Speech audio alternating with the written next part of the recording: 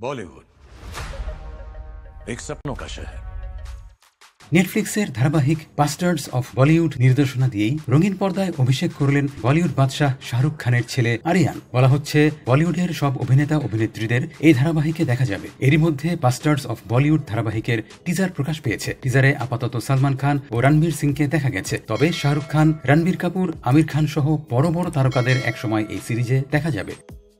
Netflix এর the Hollywood বা Apple টিভির দ্য স্টুডিও সিরিজের ধাঁচে তৈরি বাস্টার্ডস অফ বলিউড ধারাবাহিকটি। জানা যায় বলিউডের ভেতরের গল্প এই ধারাবাহিকের মূল উপজীব্য। কিভাবে রাতারাতি একজন বড় শিল্পী হওয়া যায় তার পেছনের কালো অধ্যায়, বলিউডের চলচ্চিত্র ব্যবসা কিভাবে পরিচালিত হয় এবং বলিউডের বিতর্কিত স্বজনপ্রীতি, এই সবই উঠে আসবে বাস্টার্ডস অফ বলিউড ধারাবাহিকটির প্রতিটি পর্বে।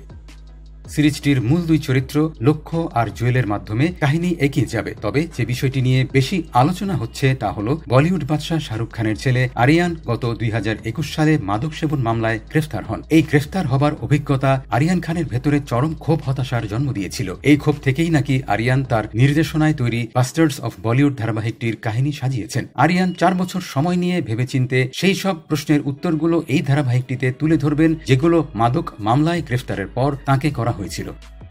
এক কথায় বাস্টার্ডস অফ বলিউড ধারাবাহিকটি বলিউডের ঝলমলে অথচ জটিল জগতে এক উচ্চাকাঙ্ক্ষী বহিরাগত কিভাবে পথ খুঁজে নেয় তার রোমাঞ্চকর অভিযানের এক বিনোদনমূলক যাত্রা, যেখানে রয়েছে আত্মসমালোচনা, রসবোধ, চমকপ্রদ ক্যামিও, আত্মোপলব্ধি আর বলিউডের বড় বড় সব চরিত্ররা। সব মিলিয়ে বাস্টার্ডস অফ বলিউড ভারতীয় সিনেমার উপর এক রসিকতাপূর্ণ দৃষ্টিভঙ্গি। প্রিয় দর্শক, আমাদের ভিডিওটি পছন্দ হলে লাইক এবং শেয়ার করুন এবং চ্যানেলটি সাবস্ক্রাইব করতে ভুলবেন না।